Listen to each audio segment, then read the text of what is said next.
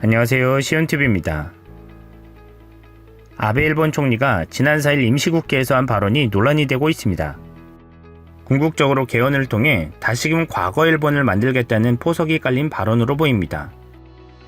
가장 문제가 된 발언은 아베가 일본은 100년 전 식민지에 맞선 인종평등 주창국이다 라고 발언한 것입니다. 식민지배 당사국으로 정말 기가 찰 발언이었습니다.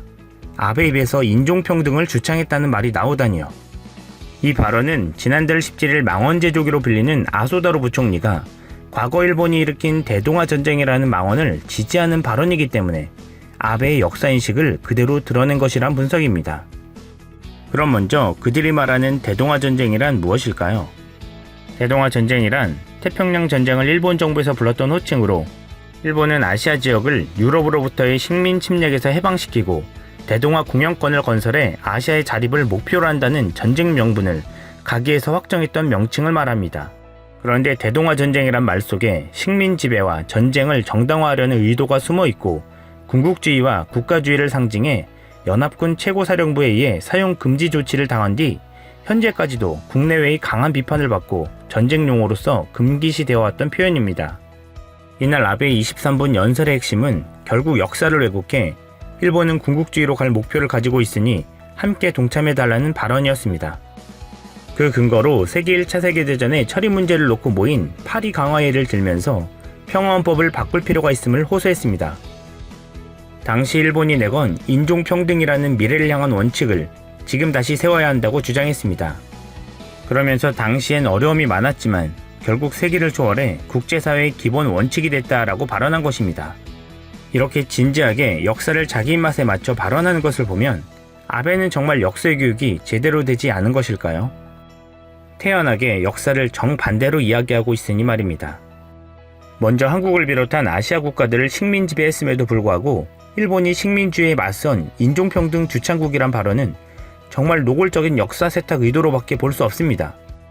또한 식민 지배 하에서 조직적인 학살들이나 위안부 문제, 강제동원 문제 등에 대한 언급은 없었다는 데에서 역사인식 부족으로 반성은 없고 일본의 제국주의를 미화하는 데 급급했다는 비판이 쏟아지고 있습니다.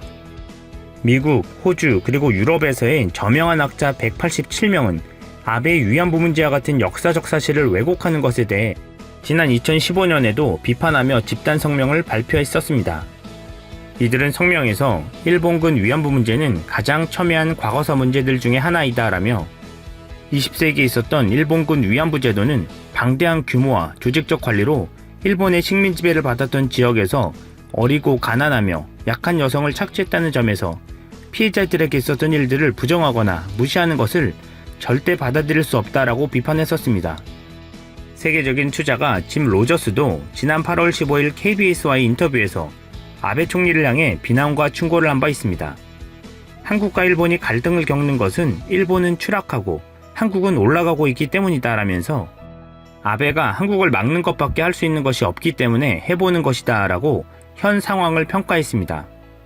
또한 아베의 경제정책은 일본의 끔찍한 짓으로 일본을 망치고 있다라며 일본이 매일같이 막대한 빚을 지고 엄청나게 돈을 찍어내며 채권을 매입하는 것은 정말 정신나간 짓이라고 비판했습니다. 유체이탈 화법을 썼다는 평가도 나오고 있습니다.